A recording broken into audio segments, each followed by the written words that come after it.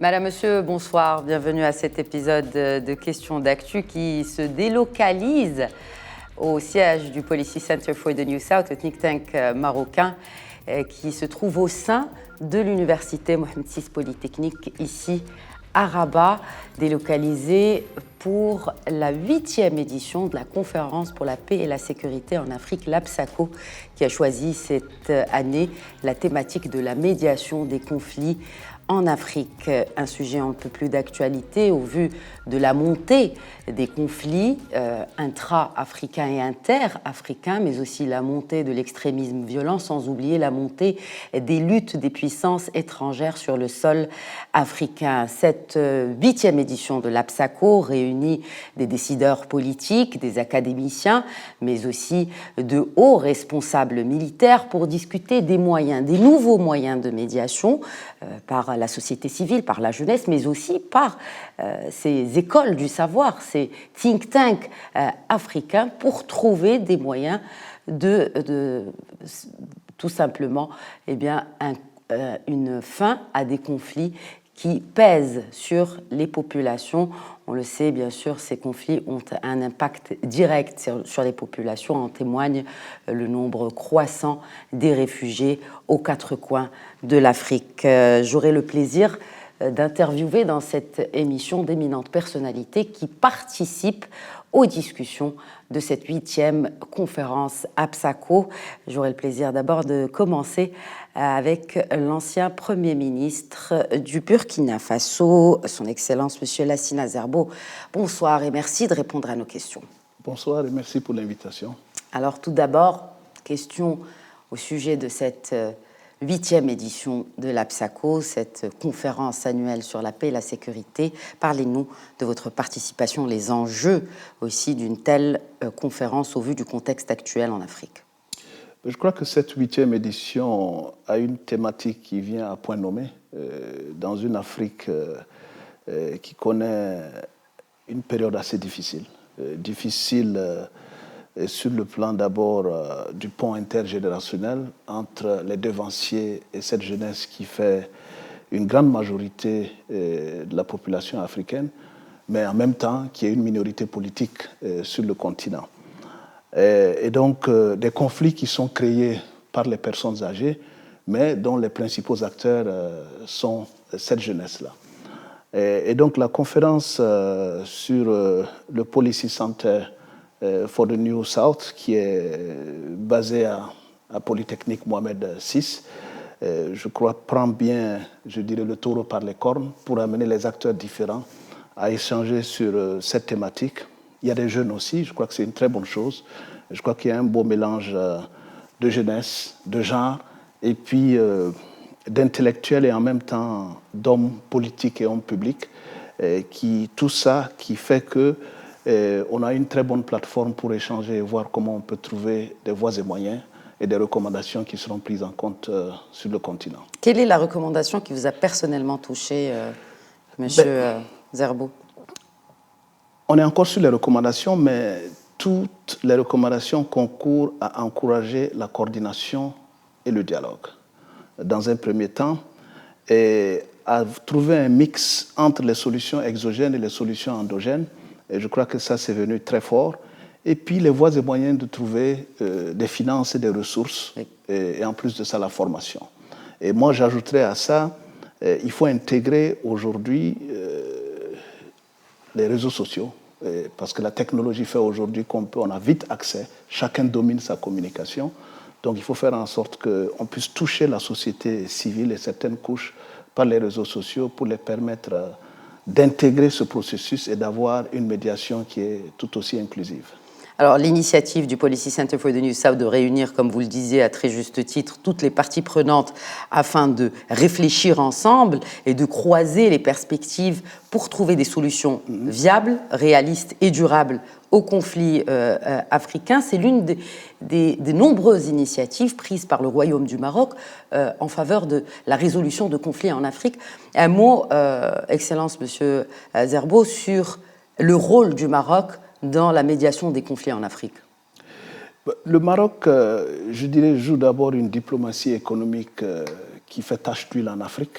Et vous savez que dans un monde enfreint à autant de difficultés, sur une crise énergétique et une crise climatique qui fait des vagues dans la zone sahélo-sahélienne, et toute diplomatie économique, quand elle est bien menée, elle est toujours la bienvenue. Et je pense que le BAREC, depuis un certain nombre d'années, a fait de gros efforts pour essayer d'intégrer la partie sud de l'Afrique en entrant dans une dynamique gagnant-gagnant, un partenariat, et qui puisse mettre les gens en confiance. Et quand vous mettez les gens en confiance, vous avez un dialogue qui est beaucoup plus facile, et donc une médiation qui peut porter fruit. Voilà comment je vois le rôle du Maroc en ce moment dans le reste de l'Afrique. Un point à présent, Excellence, Monsieur Zerbo, sur la médiation dans les conflits internes en Afrique. Je vais prendre avec vous le cas, parce que vous êtes ancien Premier ministre du Burkina Faso, le cas du Burkina, pays de l'Afrique de l'Ouest confronté à des défis, bien sûr, comme vous le savez, sécuritaires, mais aussi politiques. Le Burkina, vous savez, la médiation au Burkina avait tout d'abord été menée par la CEDEAO, et avec des acteurs conjoints, Union africaine et puis Nations Unies. Et donc la sous-région, la direction des Nations Unies de la sous-région était bien impliquée. Et les choses se sont plus ou moins détériorées parce qu'à un moment donné, la jeunesse n'était plus en phase avec ces discussions et cette médiation qui avait commencé depuis un certain nombre d'années. Et je pense que c'est là le grand problème. Il faut que dans la médiation, on puisse avoir une certaine cohérence. Et puis quand on est cohérent dans la médiation, on crée la confiance. Et quand il y a un déficit de confiance, la médiation ne peut plus porter fruit. Et donc, est-ce que la jeunesse a aujourd'hui confiance en ces institutions sous-régionales? Là est la question. Il faut ramener ces institutions-là à gagner la confiance de cette jeunesse qui fait la majorité de la population, et puis à toucher les couches vulnérables et comprendre aussi les conflits communautaires qui minent cette question de terrorisme-là dans le Sahel. Et en plus de ça, j'entendais dans les discussions en cours lors de cette conférence comment dialoguer avec les militaires. Et il y a une question qui est venue, est-ce qu'il faut des militaires pour dialoguer avec des militaires? Mais en tout cas, il faut des gens crédibles pour entamer le dialogue et des gens neutres. Et je crois que pour ce qui est le cas du Burkina et des 3 autres pays, le Togo devient un médiateur important. Et le président Faure Sozimna Yacine Bey, peut-être parce que c'est quelqu'un qui est de nature, comme vous savez, assez calme et qui arrive à discuter avec les uns et les autres. Peut-être que c'est ça qui lui permet d'avoir accès à ces jeunes et à cette jeunesse-là. Et puis il est bien jeune aussi, donc ça peut faciliter. Est-ce que vous pensez que justement la médiation pourra être facile avec une prolongation de la période de transition pour 5 ans pour le cas du Burkina, par exemple? Mais dans les débats, il y avait une remarque qui disait que, justement, qui parlait de ça. Est-ce que la prolongation de 5 ans va faciliter la médiation? Bon, et comme la personne évoquait d'ailleurs que c'était facile de le faire parce qu'ils ne sont plus dans la CEDEAO, de façon implicite. Et donc, ils ne sont pas soumis aux exigences de la CEDEAO. Oui. Je parle du débat qu'on suit en ce moment. Mais voyez-vous, s'il y a un déficit de confiance avec la CEDEAO et les pays comme le Burkina, il faut réfléchir à d'autres voies et moyens pour amener d'abord le dialogue entre ces pays et la CEDEAO. Je crois que le Sénégal s'est offert ou a offert justement cette possibilité-là, d'essayer d'intégrer et de trouver les voies de dialogue pour ramener ces 3 pays au sein de la CEDEAO. Ça, c'est d'abord une démarche. Mais indépendamment de ça, quand vous parlez de la transition et qui a été prolongée de 5 ans, c'est trouver aussi un collège de sages qui peut venir contacter, voir un peu comment... Un collège de sages qui soit endogène, interne au Burkina Faso, parce que vous avez parlé au tout début de cette interview de trouver un mix, pour reprendre vos termes, entre une intervention, entre guillemets, exogène et une médiation à l'intérieur du pays. Est-ce que vous pensez que ce conseil de sages peut être constitué dans ce mix-là? Je crois que ce conseil peut être constitué dans ce milieu. D'abord, sur le plan local et endogène, comme on dit, on a quand même, de façon culturelle, cette chefferie traditionnelle qui existe au Burkina et les sages au niveau des confréries religieuses. Et si on intègre ces deux, on fait ce mix avec le soutien d'autres facteurs exogènes, de la jeunesse, de la société civile, je pense qu'on peut arriver à un dialogue qui amène à un processus d'entente. Maintenant, il y a un petit, je dirais, caveat, comme on dit dans une autre langue, que la transition s'est permise d'avoir, c'était de dire qu'elle est prolongée de 5 ans, mais il y a la possibilité qu'elle soit beaucoup plus courte si on arrive à gérer le problème sécuritaire. Sécuritaire, oui. Bon, c'est ça qui a été dit. Et donc, ça veut dire d'abord qu'il faut entamer le dialogue en amenant les voies et moyens sur le plan sous-régional d'aider ces pays-là à régler ce problème sécuritaire. Moi, je pense que ça a été un manque sérieux dans la sous-région. Un manque de moyens, peut-être, mais aussi il y a une volonté politique sous-régionale qui doit être faite pour aider à gérer ce problème de terrorisme. L'histoire du Burkina Faso, M. Zerbo, est marquée par une résilience. Une résilience, mais aussi une capacité de transformation extraordinaire des royaumes Mossi à la colonisation, en passant par la révolution de Thomas Sankara et aujourd'hui, les défis contemporains que nous avions évoqués en détail. Comment le Burkina Faso, selon vous, M. Zerbo, devrait continuer une navigation à travers cette transition prolongée notamment et aspirer à la paix, aspirer au développement, aspirer à la stabilité?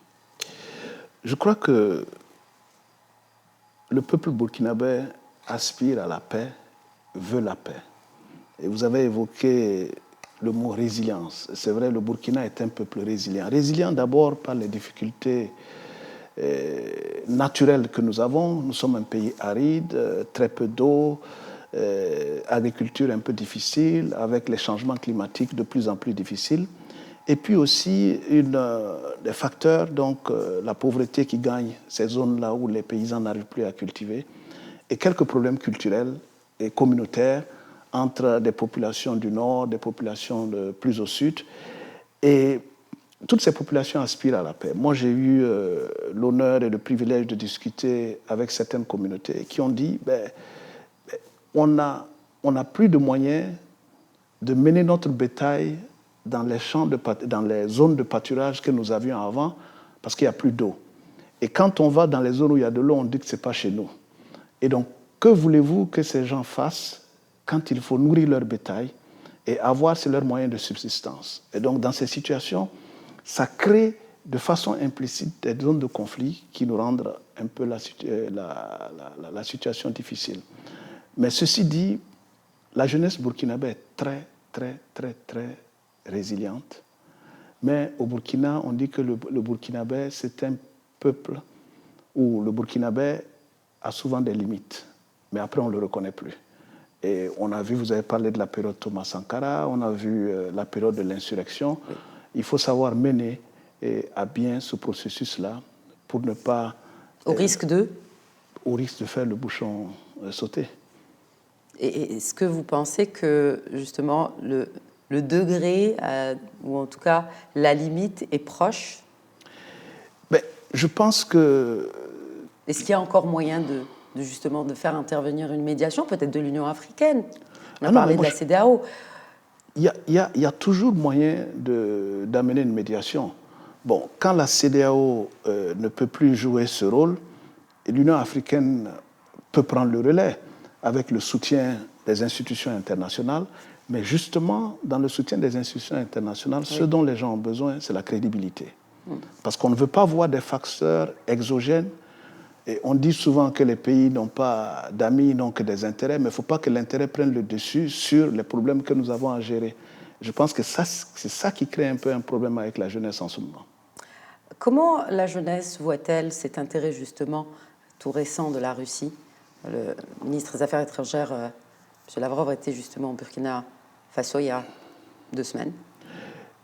J'ai toujours dit qu'il ne fallait pas voir la problématique en termes de Russie et Occident dans un pays comme le Burkina. Pourtant, il est là, le problème. La lutte des puissances mondiales, elle a trouvé racine aujourd'hui en Afrique. En Afrique, oui. On devient le terrain de conflit entre les grandes puissances. Tout à fait.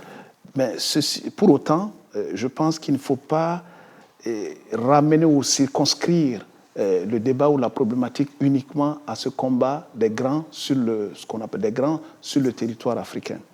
Et pourquoi?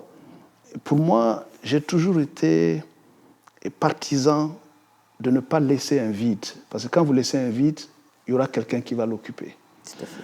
Et le vide, on peut dire qu'on a une réglementation ou des lois qui font que quand il y a des gens, on ne peut pas aider. Mais quand vous dites que vous n'aidez pas les gouvernants, vous faites souffrir encore plus ceux qui en ont besoin, les populations. Et donc, quand vous faites ça, vous les révoltez. Parce que quand on entend, si on me dit que, je prends un exemple de façon hypothétique, et qu'un pays X a décidé de ne pas venir parce qu'il n'aime pas ou il n'est pas en phase avec les gouvernants, la population ne comprend pas ça comme ça. La population voit son problème quotidien. Et donc, si quelqu'un d'autre arrive, ils vont dire, mais voilà quelqu'un qui accepte de venir quand nous sommes en difficulté. Moi, je crois que c'est comme ça qu'il faut voir ça.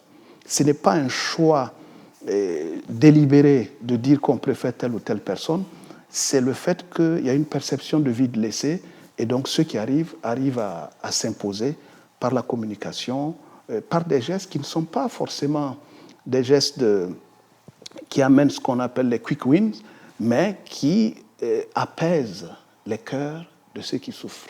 Et je crois que c'est ça, c'est cette problématique-là que nous vivons dans la zone sahélienne. Sur ces mots empreints de beaucoup de sagesse, cette entrevue touche à sa fin. En tout cas, je vous réitère mes remerciements au nom de Média TV Excellence. Monsieur Zerbo, merci beaucoup d'avoir répondu à nos questions. C'est moi qui vous remercie et j'espère que... On dit souvent que les journalistes ont leurs questions et que nous avons nos réponses. J'espère que mes réponses étaient aux attentes de vos questions. Et je suis sûre qu'elles étaient aussi aux attentes des Burkinabés qui nous regardent aussi au Burkina Faso. Merci beaucoup, Excellence. Merci. Merci. Voilà, donc c'était la première partie de questions d'actu spéciale APSACO, la 8e conférence annuelle sur la paix et la sécurité en Afrique avec cette thématique de la médiation des conflits. Nous revenons dans quelques instants avec une autre personnalité qui participe aux discussions ici au sein du Policy Center for the New South à Rabat. À tout de suite. Bienvenue encore une fois si vous nous rejoignez à cet épisode spécial de questions d'actu qui se délocalise donc ici au siège du Policy Center for the New South à l'Université Mohamed VI Polytechnique à Rabat, qui accueille la 8e édition de la conférence africaine sur la paix et la sécurité.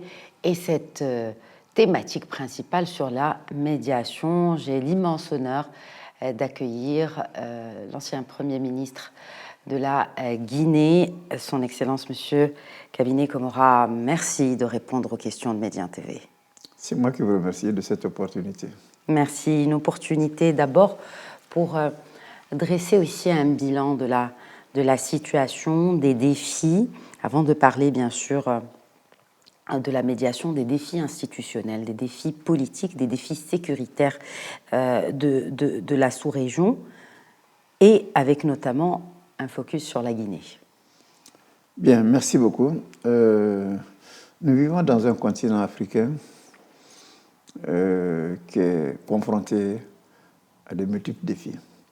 Quelle que soit la zone que l'on prend, on est malheureusement face à des conflits d'origines diverses. Je prendrai la Corne de l'Afrique. Vous avez le cas du Soudan, En effet, qui est extrêmement inquiétant. Ça fait des années que deux parties de l'armée s'autodétruisent et avec elles, elles entraînent le pays avec eux. Vous avez la République démocratique du Congo.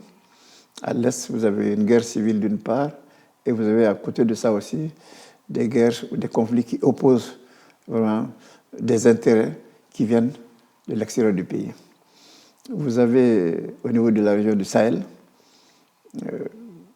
trois pays qui sont confrontés donc, au djihadisme.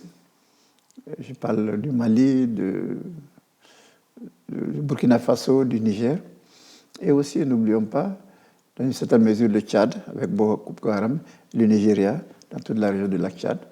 Vous avez le Cameroun, vous avez les oppositions entre les anglophones et le gouvernement central.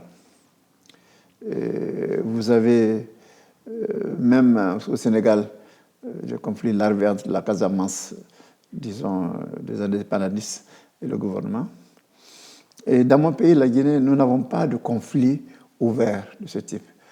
C'est un pays qui a été indépendant depuis 1958, qui a connu beaucoup de soubresauts, dont le dernier était un coup d'État qui a porté au pouvoir le 5 décembre 2021. Donc, une équipe dirigée par le général Mamadou Doumbouya, qui est en train de mener une transition.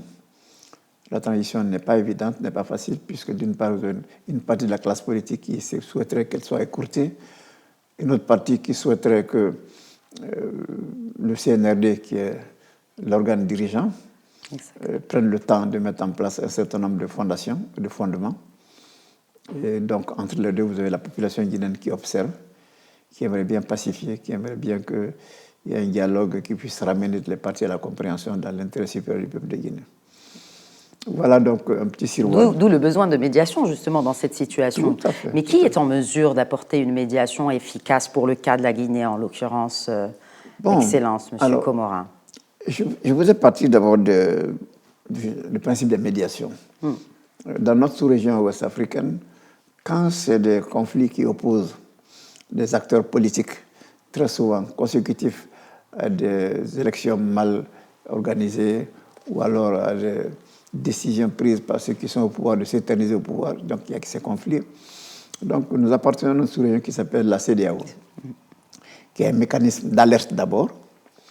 Ensuite, si ça ne va pas et qu'il y a un chemin constitutionnel, qu'il y a une médiation. Alors l'alerte précoce, ça marche parfois ça ne marche pas. Dans le cas de la Guinée, tout comme les trois autres pays, le principe de la CEDEAO veut que dès qu'il y a un coup d'État, le pays soit suspendu et que la CEDEAO désigne un médiateur. Mais après, la CEDEAO, si je me permets de vous interrompre, M. Comora, la CEDEAO n'a pas réagi de la même manière avec chacun des pays où il y a eu un coup d'État. Parce que les réalités sont différentes. Alors, je prends le cas du Mali. C'est des élections législatives qui ont été absolument bafouées, qui ont été à la base de la contestation des populations, et auxquelles contestation le président n'a pas voulu céder. Donc, crescendo, c'est allé jusqu'à ce qu'il y ait un renversement. Ça, c'est le cas du Mali. À ceci s'ajoute donc une crise sécuritaire qui avait dans le pays. Exact. Dans le cas du Burkina, moi-même, j'avais eu à superviser une élection qui était des plus démocratiques, qui avait réélu le président Kaboré. Et par la suite, donc, les conflits qui entraînent l'armée avec les djihadistes ont pris une certaine proportion, et l'armée a estimé que le gouvernement civil n'était pas en mesure de juguler cette situation qui n'a, d'après eux, que trop duré. Et d'où ce coup d'État qui a été suivi par un autre. Le cas du Niger est très spécial. Il y avait un président qui avait été démocratiquement élu, qui n'a pas fait 2 ans, et par la suite, il a été renversé, il est encore détenu. Et les explications données par la junte du pouvoir par rapport à celles qui sont données par ceux qui ont été renversés sont complètement diamétralement opposées. La junte estime que le gouvernement déchu n'a pas joué son rôle en étant intransigeant et, j'allais dire, cohérent dans la lutte contre le djihadisme. Les autres estiment que non. Alors, dans les 4 cas, donc, la CEDEAO a désigné des médiateurs. Alors, vous comprendrez donc que, état des cas différents, l'approche est différente. L'approche guinéenne, le coup d'État est survenu après que le président qui était au pouvoir, Alpha Condé, ait modifié la Constitution irrégulièrement, contre l'avis de tout le monde. Et donc, ce qui a poussé donc, une contestation qui a fait beaucoup de morts, au terme desquels donc, le coup d'État a eu lieu. Certains en Guinée ont estimé que la CEDEAO devait agir depuis ce moment-là. Au moment où il y avait le coup d'État constitutionnel, et qu'elle n'a pas réagi, elle vient un peu au médecin comme après la mort. Donc il y a ce reproche qui est fait souvent à la CEDEAO de ne pas agir à temps. Mais quelle que soit la situation, une fois qu'une situation de conflit existe, il faut absolument, dans les meilleurs délais, rapprocher les parties, pacifier le pays pour que les activités politiques, économiques, culturelles se développent de la manière qui puisse satisfaire les besoins les plus pressants de la population. Vous êtes auteur de plusieurs ouvrages, Excellence Monsieur Komora, dont un sur l'eau.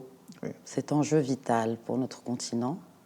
Et d'ailleurs, un enjeu qui aujourd'hui est sécuritaire et qui mène à des conflits intra-africains entre les pays africains.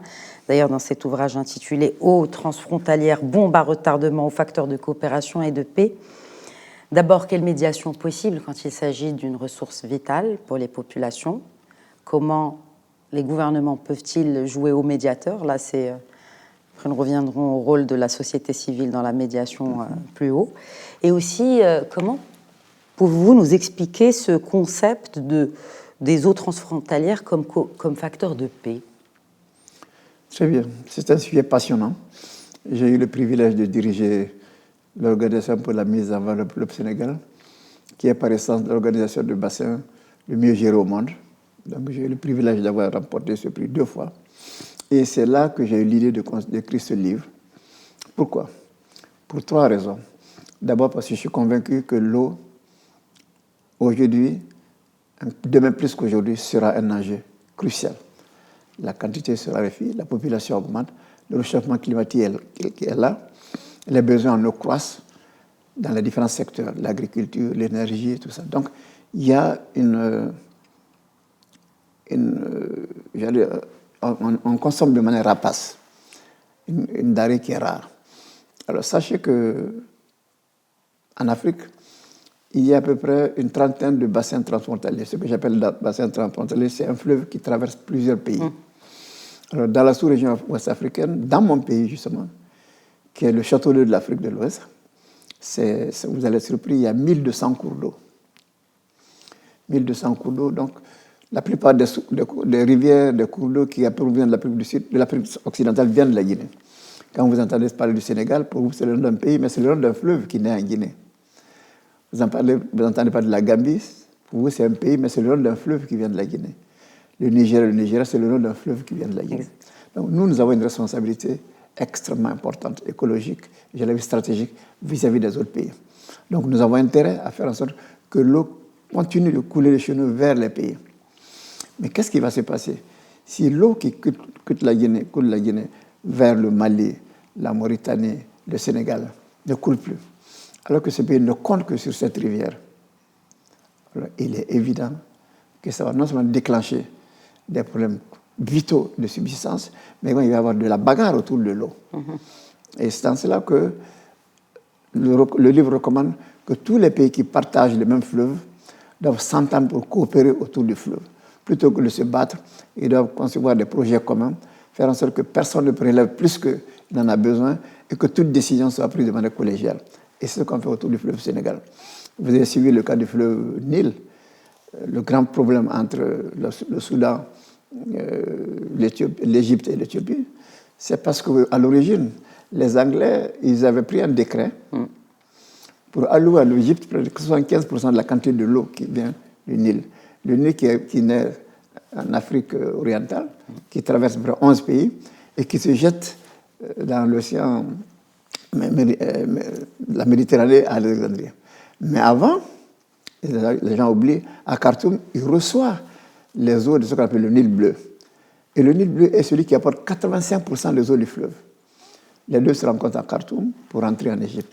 Les Égyptiens ont construit sur ce fleuve le grand barrage d'Assoua, qui produit de l'énergie, qui fait de l'irrigation. Au moment où ils le construisaient, ils n'ont pas pensé à ce qui était en amont. L'Éthiopie, très pauvre, se réveille, dit, mais moi j'ai une population qui n'a pas d'eau, qui n'a pas d'électricité, je vais construire un barrage, sans aviser l'Égypte. L'Égypte se sent en danger. Il dit, non, vous n'avez pas le droit de construire. Ils disent, on va le faire. Et ils ont été boycottés de partout, ils ont fait un emprunt, une quête nationale, qui a construit ce barrage, qui est maintenant en exploitation. Il faut négocier pour qu'il ne soit pas rempli de manière brutale pour que l'eau n'arrive pas en Égypte. Il y a beaucoup de cas comme ça dans le monde. Et ce livre, donc, est un appel. C'est un appel. Et même à l'intérieur des États, vous avez une surprise, Boko Haram on parle de Boko Haram, que ça tue beaucoup de personnes. Mais les gens qui meurent au Nigeria à cause de l'eau, le conflit entre éleveurs et agriculteurs, c'est 1500 personnes par an à cause de l'eau. Donc au niveau interne, c'est un problème, à plus fort au niveau international. C'est fondamental donc qu'on coopère autour de l'eau pour éteindre des foyers incandescents parce que le réchauffement climatique, l'assèchement fait en sorte que les populations viennent vers le sud. Celles qui sont vers le sud ne veulent pas recevoir celles qui viennent du nord. Et autour des points d'eau, il y a de grands conflits. De grands conflits sécuritaires qui découlent donc, pour rester dans le jargon de l'eau, qui découlent aussi de conditions économiques compliquées. Ce qui me mène à ma dernière question sur une autre ressource. Il s'agit là du gaz et de ce projet du gazoduc Nigeria-Maroc sous l'impulsion de Sa Majesté le roi Mohamed VI et de la présidence du Nigeria, d'un projet qui devra aussi bénéficier à tous les pays qu'il traverse, dont la Guinée. Un mot sur cela, Monsieur Komora, et comment le gaz peut être aussi non seulement un facteur de développement économique pour les pays que va traverser ce gazoduc, mais aussi un médiateur, puisqu'on est dans le thème de la médiation, le gaz comme médiateur de coopération et de paix. Bien, merci. Je voudrais d'abord, en revenant sur l'eau, féliciter vraiment la vision de Sa Majesté le roi Mohamed VI au Maroc, parce que... Et cela a commencé au temps de feu Sa Majesté le roi Hassan II avec la politique des barrages. La dimension de l'eau. Oui.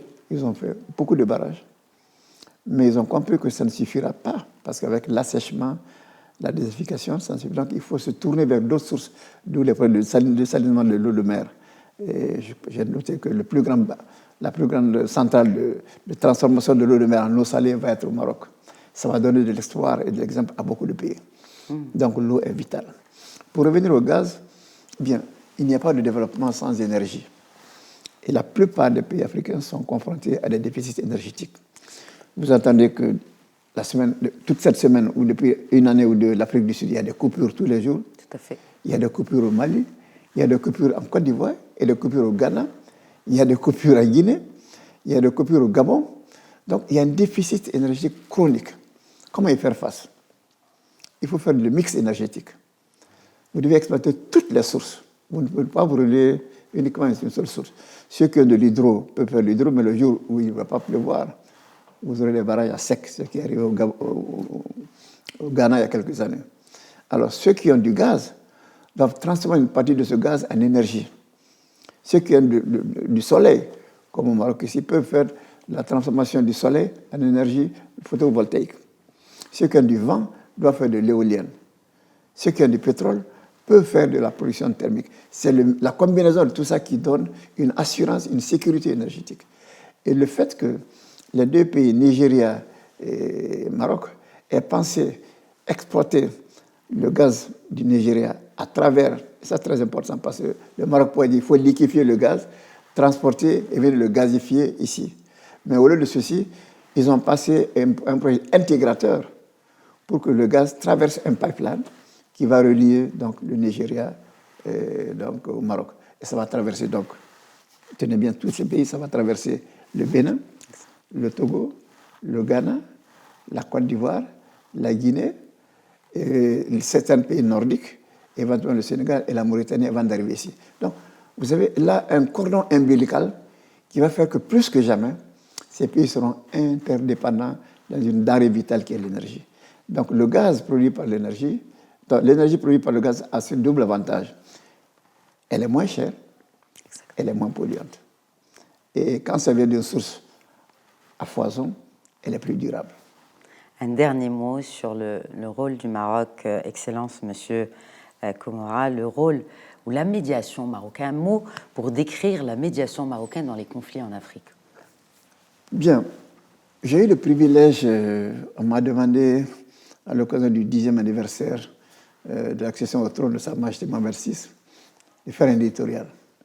J'ai intitulé ce éditorial « Le soft power marocain ».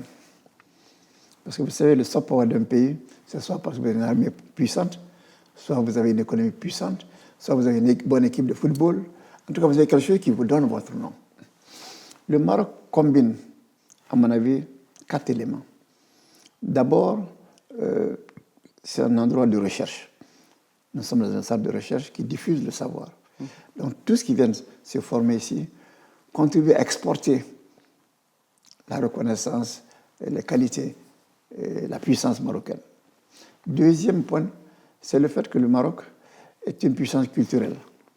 Donc, c'est l'un des rares pays arabes qui parle arabe qui a fait de la religion un facteur d'union, de cohésion, un islam de paix, un islam pas belliqueux, un islam qui rapproche.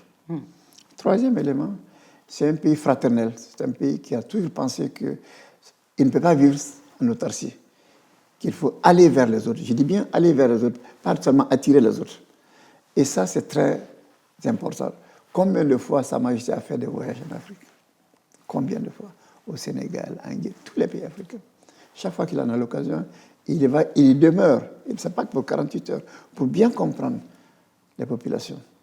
Donc, un pays qui va vers les autres est nécessairement un pays qui attire. Et quand vous allez vers les autres, vous comprenez les problèmes des autres. En comprenant les problèmes des autres, ils se confient à vous. Ils vous considèrent comme un complice positif. Et là, ça débouche sur le rôle de médiation que le Maroc a toujours joué. Je rappelle un cas, quand il y avait eu le conflit meurtrier entre le Libéria, la Guinée et la Sierra Leone, c'est ici que les chefs d'État de ces trois pays se sont réunis. Ce n'est pas dans les pays voisins. Pourquoi le Maroc? C'est parce qu'ils ont estimé que le Maroc leur donnait un contexte d'échange pacifique, réconciliateur. Et à partir d'ici, ils se sont retrouvés au Ghana, ils ont signé l'accord de paix qui a mis fin à cette guerre qui n'avait duré que trop. Donc, le rôle de médiateur du Maroc participe du fait que, d'abord, les valeurs que je vous ai indiquées, en plus, il y a beaucoup de personnes en Afrique qui connaissent le Maroc, qui sont désireux de faire en sorte qu'on puisse recourir aux relations et réseaux marocains qui s'exercent par les banques, par le commerce, par l'industrie, par tout un ensemble de secteurs. Donc, ça émaille, ça irrigue le continent africain. C'est une fierté que vous devez avoir pour votre pays. Merci, c'est une fierté pour moi d'avoir échangé avec vous, Excellence, Monsieur Kabinet Komora. C'était un échange des plus passionnants. Merci beaucoup. C'est moi qui vous remercie. Voilà, donc c'était la deuxième partie de ce Question d'actu et nous profitons vraiment de la présence d'éminentes personnalités pour échanger avec elles et pour leur poser des questions en marge de cette conférence annuelle sur la paix et la sécurité en Afrique. Nous revenons dans quelques instants après avoir écouté les perspectives burkinabées et guinéennes. Nous allons écouter à présent la perspective mauritanienne. À tout de suite.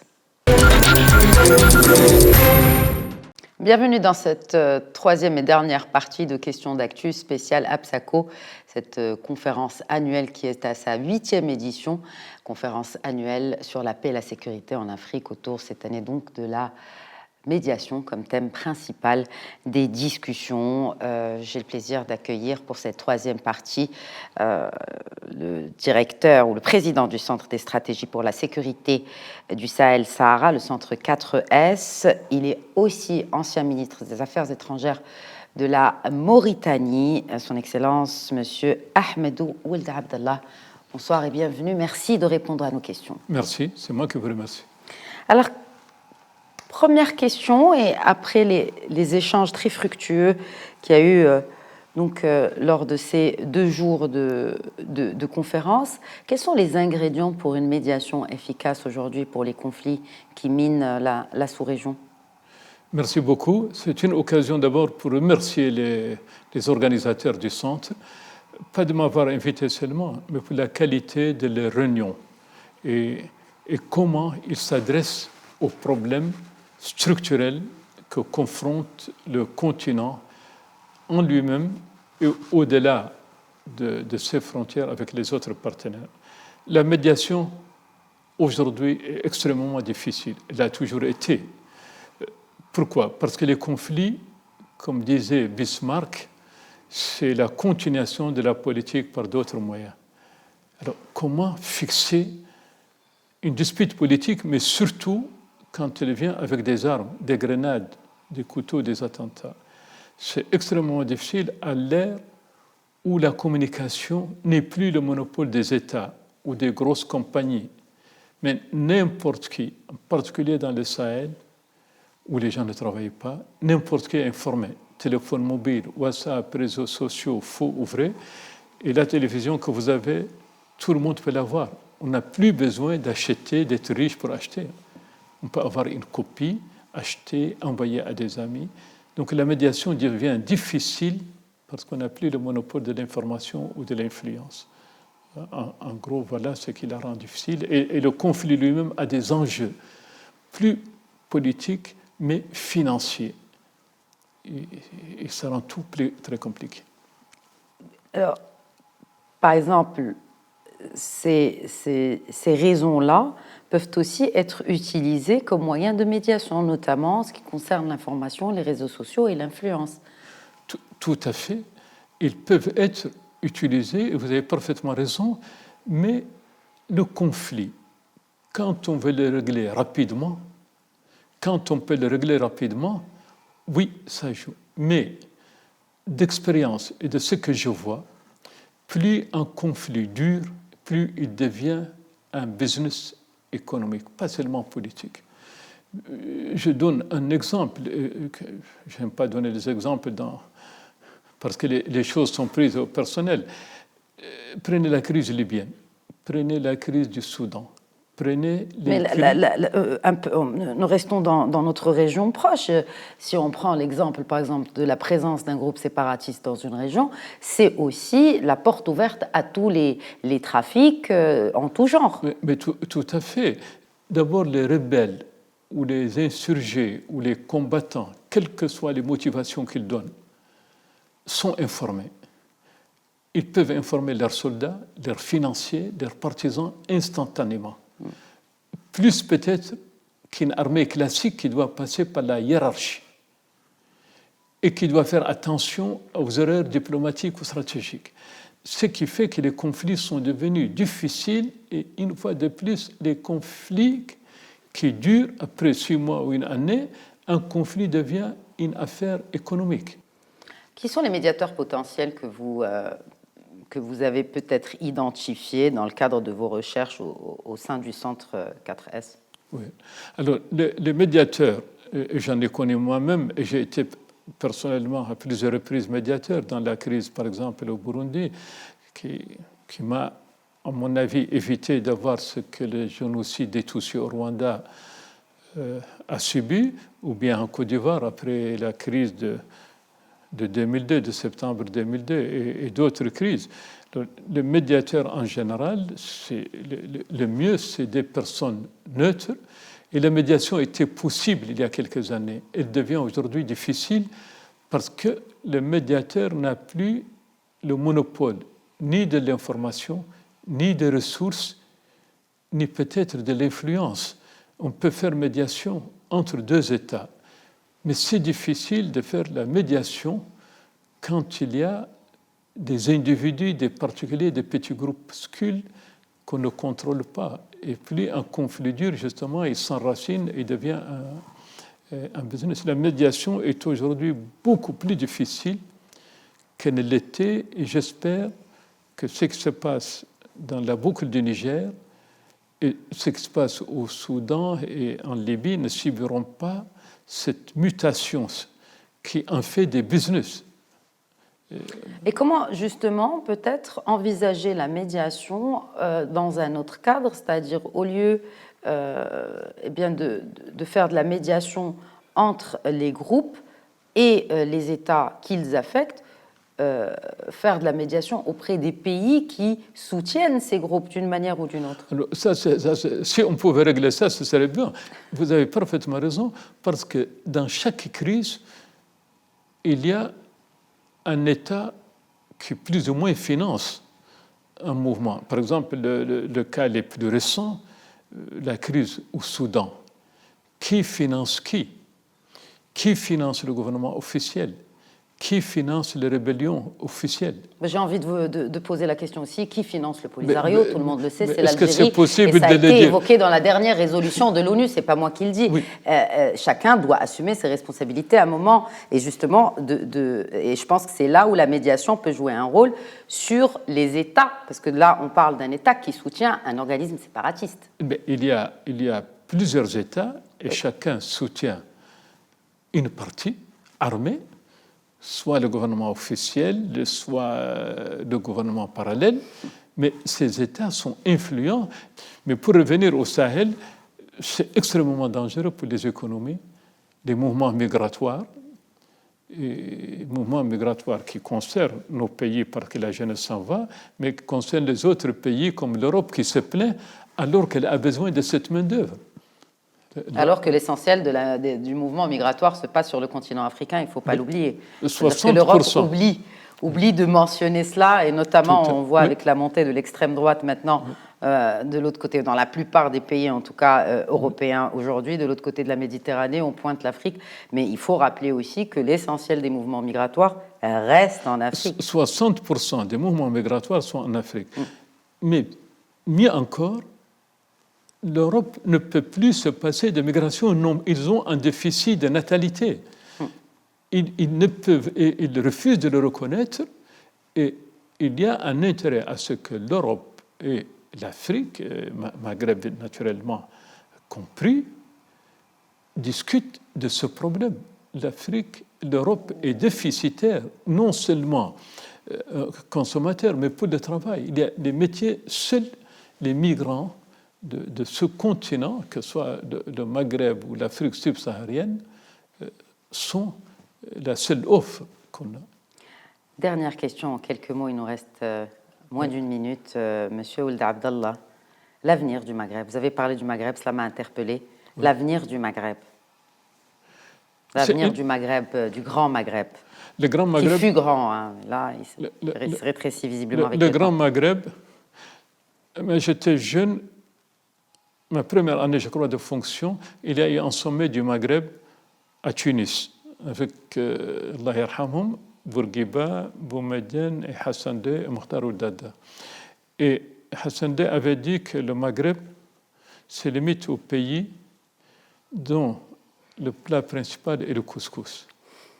Donc, le but était clair, il faut s'arrêter à la Tunisie comme frontière du Maghreb, parce qu'il y a une communauté. Sous la forme de boutade ou d'humour, on voulait dire ces 4 pays, c'est le Maghreb. Les crises font partie des relations internationales, malheureusement interatlantiques. Mais toutes les crises sont faites justement pour être dépassées et gérées. Et ce que je peux faire, par mon expertise, ma connaissance des pays et connaissant bien ces pays, c'est d'espérer que le règlement de cette crise sera vite fait. Mais déjà, je ne me plains pas quand on compare à nos cousins du Moyen-Orient. Les relations au Maghreb ne sont pas si mauvaises. Dieu merci, il n'y a pas eu de guerre armée entre les voisins. Et c'est une bonne chose parce que c'est les mêmes populations, les frontières étant souvent artificielles. Pourvu que les bonnes oreilles vous entendent. Merci beaucoup. Merci. Excellence, Monsieur Ahmadou Ould Abdallah. Merci d'avoir répondu à nos questions. C'est un plaisir d'échanger avec vous. Merci bien. Voilà, c'est la fin de cet épisode de questions d'actu spécial APSACO, conférence annuelle sur la paix et la sécurité en Afrique, tenue ici au siège du Policy Center for the New South, où nous nous sommes déplacés donc pour aller à la rencontre des éminentes personnalités invitées à participer à cette conférence. Merci de nous avoir suivis. Très bonne soirée.